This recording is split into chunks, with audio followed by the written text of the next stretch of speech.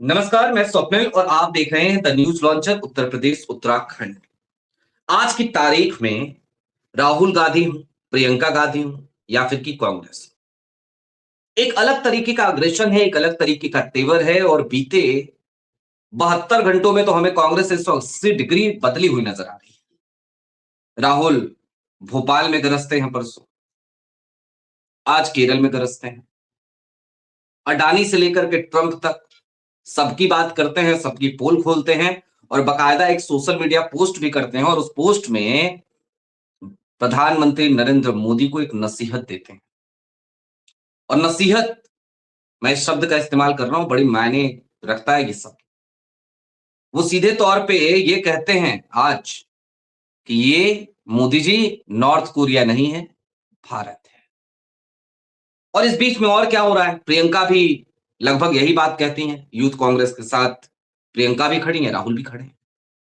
लेकिन इन सब के मद्देनजर असम में क्या हो रहा है, नेहरू की मूर्ति तोड़ी जा रही है। अब आज समझने की ये कोशिश करेंगे कि क्या कांग्रेस के बदले हुए तेवरों को देखने के बाद अब भाजपा और कांग्रेस की जो जंग है, सत्ता बनाम विपक्ष की जो जंग है, वो जंग अब उस मुहाने पर आकर खड़ी हो गई है जहां पे अब जो भी होगा आर पार ही होगा। लगता तो ऐसा ही है। और इस पे चर्चा करने के लिए हमारे साथ जुड़ रहे हैं संतोष जी। सबसे पहले जरा संतोष जी को जोड़ लीजिए। बहुत बहुत स्वागत है संतोष भाई। बहुत बहुत धन्यवाद स्वप्निल भाई। और the news launcher Uttar Pradesh Uttarakhand के भी तमाम दर्शकों को नमस्कार। और आपने जवाहरलाल नेहरू जी की मूर्ति तोड़े जाने का जिक्र किया। सिर्फ संक्षेप में थोड़ा सा एक दो लाइन में कह दूंगा। इस दुनिया में जितने भी दौर ऐसे आए जब किसी भी देश में, सिर्फ भारत की बात नहीं कर रहा हूँ स्वप्निल भाई, हम्म। किसी भी देश में जब वहां के ऐतिहासिक पुरुषों की प्रतिमा या उनसे जुड़ी चीजों को तोड़ा गया, तोड़ फोड़ की गई, उस देश ने उसकी बहुत बड़ी कीमत चुकाई है, शांति के माहौल को खोकर। भाई हम हमारे साथ ही हुआ करता था ना, हमसे कुछ घंटे पहले पैदा हुआ था ना पाकिस्तान, क्योंकि उसे एक दिन पहले आना था। उसी पाकिस्तान ने भगत सिंह से जुड़ी चीजों की क्या हालत कर दी। लाहौर में महात्मा गांधी की जो प्रतिमा लगी थी उसकी क्या हालत कर दी। भगत सिंह का गांव भारत ने उनसे मांगा, भगत सिंह जो समाधि स्थल जो है वो देने के बदले पाकिस्तान ने हमसे कितने गांव लिए। आज वो पाकिस्तान कहाँ है और आज भारत कहाँ हम्म। है। इन दोनों में अगर बेसिक फर्क किसी को समझना है तो जवाहरलाल नेहरू को समझना पड़ेगा। उनकी वजह से भारत और पाकिस्तान दोनों में इतना अंतर है जिसका गुणगान सुषमा स्वराज संयुक्त राष्ट्र में विदेश मंत्री के तौर पर जाकर कर चुके स्वप्निल भाई। तो निश्चित तौर पर खबर अब धीरे धीरे आगे बढ़ेगी और हम तमाम तथ्यों को रखेंगे कि राहुल गांधी प्रियंका गांधी की पॉलिटिक्स अब उसमें एग्रेशन आ गया है, लेकिन एग्रेशन के साथ साथ निशाना भी आ गया है। वो कहते हैं ना कि जब आप बंदूक चलाते हैं या तीर चलाते हैं, वो जो ओलंपिक में गेम्स होता है, पिस्टल चलाते हैं, तो उसमें क्या होता है कि कई बार जोश जोश में खिलाड़ी इधर उधर करता रहता है। लेकिन अब बिल्कुल फिट पिन पॉइंट पर जो है, जो मिड विकेट पे जो है वो बॉलिंग हो रही है, पिन पॉइंट पे निशाना साधा जा रहा है। और इसलिए साहेब बौखलाए हुए, और साहेब बौखलाए हुए कैसे, क्या कर रहे हैं, दिल्ली से लेकर इजराइल तक में क्या क्या उनको करना पड़ रहा है और आने वाले दिनों में क्या क्या मजबूरी में उनको करना पड़ेगा, ये इस देश की विपक्ष की कामयाबी है। पिछले 11-12 सालों में पहली बार विपक्ष हावी होते हुए नजर आता है। और किसी भी स्वस्थ लोकतांत्रिक देश के लिए या लोकतंत्र के जीवित रहने के लिए जो तीन चीजों की जरूरत होती है, एक तो स्वतंत्र निष्पक्ष न्यायपालिका। माफी के साथ में जज साहब से कहना चाहूंगा कि उसमें बहुत सारी दिक्कतें पैदा हो गई है, और अब तो सीजीआई सूर्यकांत ने खुद रजिस्ट्री वाला मामला उठा के कह दिया कि हाँ दिक्कत है। दूसरा, स्वतंत्र और निष्पक्ष मीडिया। वो हमारे गोदी मीडिया के एंकर कहां से कहां पहुंच गए कह नहीं सकते। और तीसरी चीज जो सबसे बड़ी बात आती है, एक मजबूत विपक्ष। तो विपक्ष अगर मजबूत होता चला जाएगा तो बाकी दोनों चीजें भी थोड़ी बहुत सुधरती हुई चली जाएगी आने वाले दिन। ठीक बात है। जरा सबसे पहले वो वीडियो क्लिप दिखाइए, ले आइए, जरा वीडियो ले आइए। ये भाजपाई यही कर सकते हैं। ये आपको नेहरू जी की मूर्ति दिख रही है, दिन का उजाला है, नेहरू की प्रतिमा नीचे गिरी है। आपको लग रहा होगा दिन में ही तोड़ा गया होगा ना, दिन में तोड़ने की हिम्मत नहीं कर पाते है। तोड़ा कैसे गया है, कब गया है, उसका सीसीटीवी फुटेज अभी आपको दिखाई देगा। ये देखिए, ये सीसीटीवी फुटेज है। रात में बुलडोजर आता है और नेहरू की प्रतिमा को तोड़ देता है। ये सीसीटीवी फुटेज है। नेहरू की प्रतिमा को तोड़कर अगर किसी को शांति मिल रही है, सुकून मिल रहा है, तो ठीक है भाई, तोड़ दो। एक ही प्रतिमा क्यों तोड़नी? जहां जहां नेहरू की प्रतिमा है, जहां जहां गांधी की प्रतिमा है, वहां वहां चला दो बुलडोजर। यही नफरत है। लेकिन जब सत्ता इस तरीके से कारगुजारियां कर रही है, तब विपक्ष कैसे माकूल जवाब दे रहा है, उसकी बानगी आज की तारीख में राहुल के एक ट्वीट में दिखाई दी। ले आइए जरा राहुल गांधी का ट्वीट। आज भारत में कॉम्प्रोमाइज्ड पीएम के राज में शांतिपूर्ण विरोध करना ही सबसे बड़ा अपराध बना दिया गया है। दुनिया के सबसे बड़े लोकतंत्र को धीरे धीरे ऐसी दिशा में ढकेला जा रहा है जहां असहमति को देशद्रोह और सवाल पूछने को साजिश बताया जाता है। सोचिए, मुद्दा कोई भी हो, अगर आप सत्ता के खिलाफ संवैधानिक तरीके से आवाज उठाते हैं तो लाठी, मुकदमा और जेल ये लगभग तय है। और इसके बाद राहुल एक लंबी सीरीज बताते हैं, एक लंबी श्रृंखला बताते हैं। मसलन वो पेपर लीक का जिक्र करते हैं, कहते हैं कि भाई युवाओं ने आवाज उठाई तो जवाब में उनको लाठियां मिली। महिला पहलवानों का भी जिक्र करते हैं कि किस तरीके से भारतीय जनता पार्टी के प्रभावशाली नेता पे जब गंभीर आरोप लगे, निष्पक्ष जांच की मांग की गई, तो उनकी पुकार को बदनाम किया गया, आंदोलन को कुचला गया, सड़कों पे जबरन हटाया गया। और भी नीचे फहरिस्त चलाइए, इस ट्वीट को स्क्रॉल कीजिए।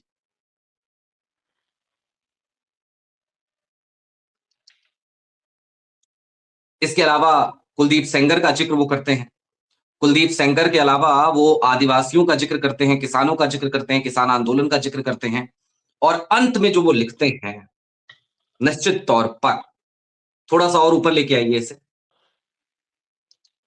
राहुल सीधे तौर पे एक सवाल उठाते हैं फिर ये पूरी श्रृंखला गिनाने के बाद, और कहते हैं कि ये कैसा लोकतंत्र है जहां कॉम्प्रोमाइज पीएम सवालों से डरते हैं, जहां असहमति को कुचलना शासन का स्वभाव बनता जा रहा है। शांतिपूर्ण विरोध अपराध नहीं, लोकतंत्र की आत्मा है। सवाल पूछना लोकतंत्र की कमजोरी नहीं, उसकी ताकत है। लोकतंत्र जब मजबूत होता है, जब सरकार आलोचना सुनती है, जवाब देती है और जवाब दे रहती है। मोदी जी, ये नॉर्थ कोरिया नहीं, भारत है।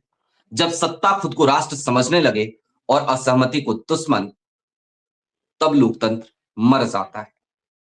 सिर्फ राहुल ही ने, प्रियंका ने भी एक ट्वीट किया है, आगे उस ट्वीट को आपको दिखाएंगे। लेकिन संतोष भाई, बड़ा सीधा सा सवाल है मेरा। नेहरू की मूर्ति तोड़ देना ये खुन्नस दिखाती है, और ये खुन्नस तब हमें और ज्यादा अच्छे तरीके से नजर आ रही है जहां पे बदली हुई कांग्रेस है, बदले हुए राहुल गांधी हैं। राहुल के तेवर बिल्कुल अलग हैं। 180 डिग्री राहुल बदल चुके हैं। भोपाल में मंच से कई नेता अब यहां तक कहने लगे कि भाषणों का दौर बहुत हो गया, अब तो सड़क पे उतरेंगे। तो ये जो सड़क पे उतरने का कांग्रेस का ऐलान है, ये आपको किस दिशा में चीजों को लेकर के जाता हुआ दिखाई दे रहा है? एक और बात कह दी है राहुल गांधी ने आज केरल की धरती पर जाकर, किसानों के बीच सारी में जाकर, हाँ सारी पोल खोल देंगे। बहुत सारी फाइलों की बात हो रही है। और मैं हाँ ये कह रहा हूं कि जब भी साहेब की विदाई की बेला आ जाएगी तो वफादारियां बदलनी शुरू हो जाएगी, और अधिकारी भी तो वफादारी बदलेंगे भाई। उनको नई सरकार में भी तो पोस्टिंग चाहिए होगी, नई सरकार में भी उनको अच्छी पोस्टिंग चाहिए होगी।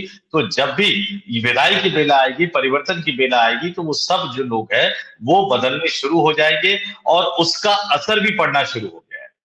हालांकि फिर बीजेपी के अंदर या राहुल गांधी की टीम में, कांग्रेस पार्टी की टीम में जो बीजेपी के जो स्लीपर सेल एजेंट है, राहुल गांधी को फिर उसकी तलाश करनी पड़ेगी।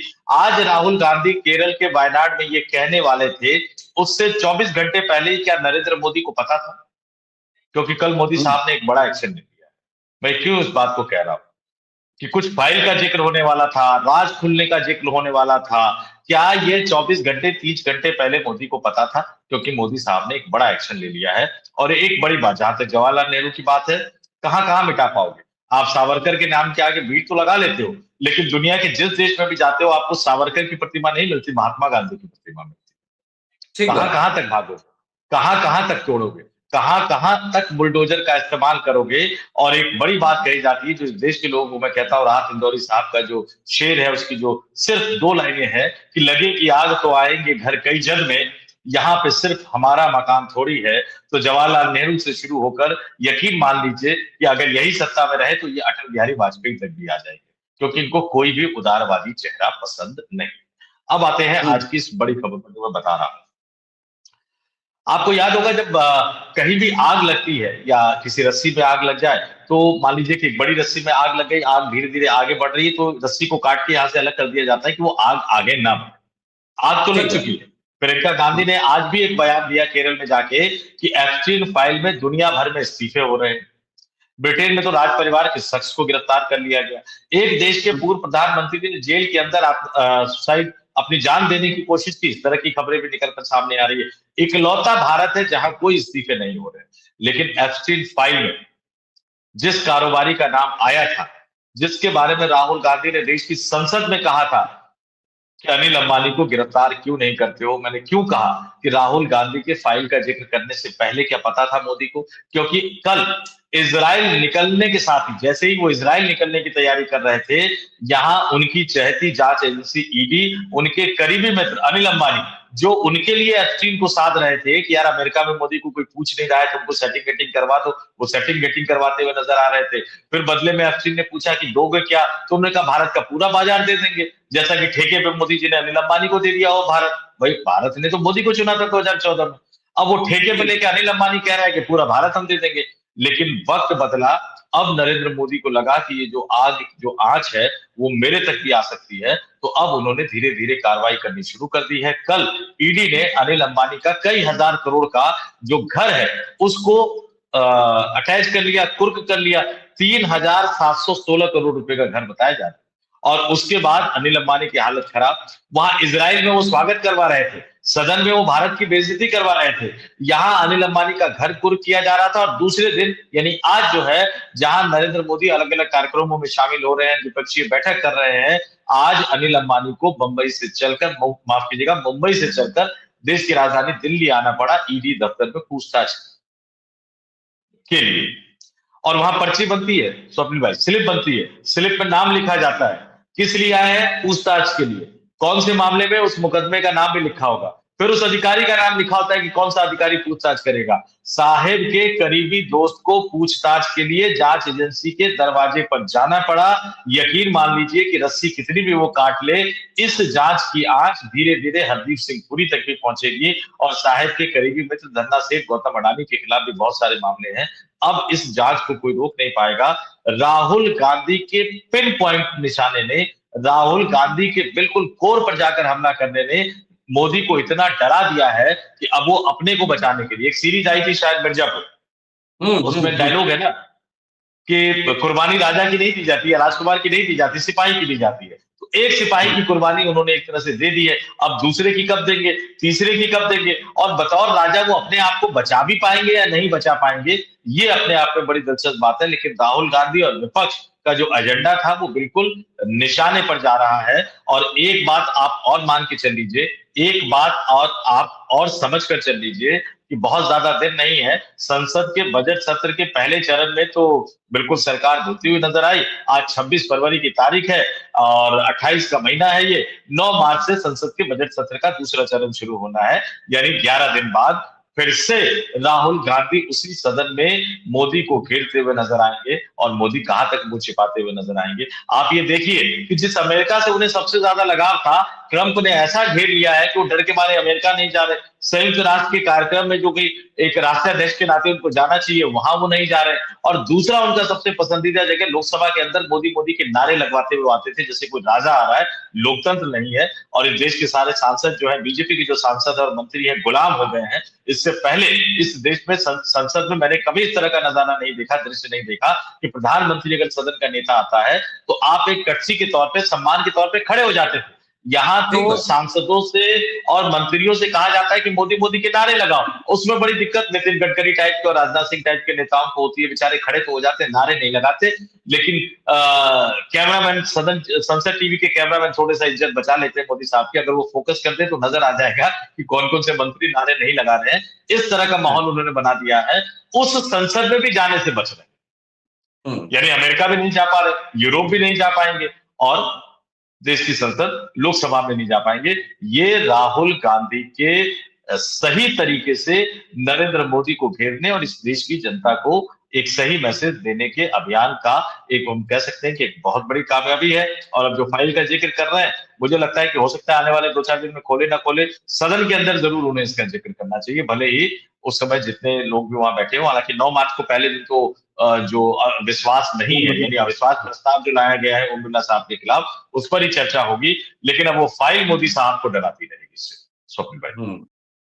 ठीक बात है, लेकिन तलवार तो राहुल गांधी के ऊपर भी लटक रही है ना भाई। अविश्वास प्रस्ताव तो हमें पता है उसका हश्र क्या होना है, लेकिन तलवार तो राहुल के ऊपर भी लटक रही है। निशिकांत दुबे ने नोटिस दे रखा है आखिरकार।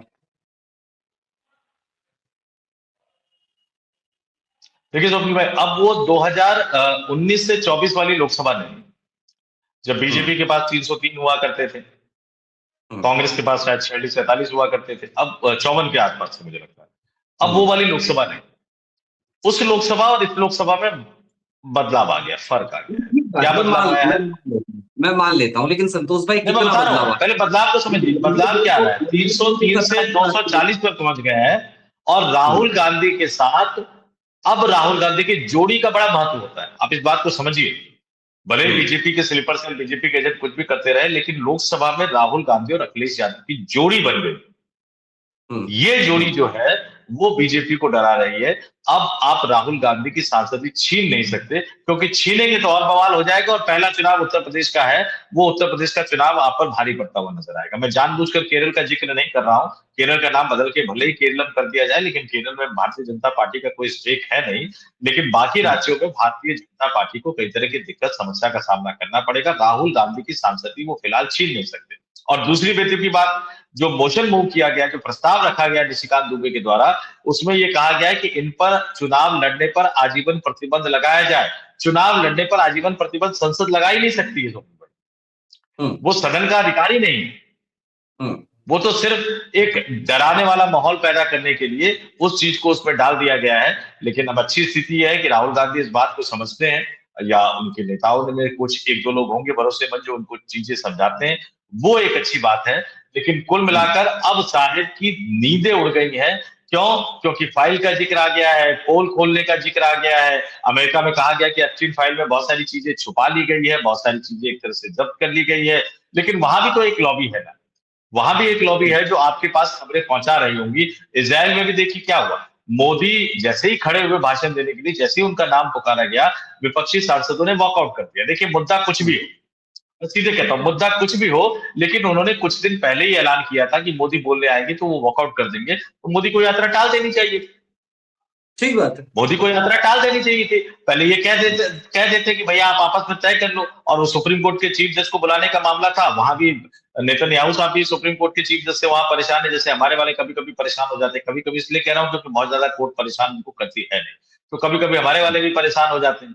तो वो मामला सॉर्ट आउट करने देते। किसी ने कहा था आपको, क्या किसी ने आदेश दिया था क्या आपको? पिछली बार तो एप्स्टीन की फाइल बताती है कि उनके कहने पर आप गए थे।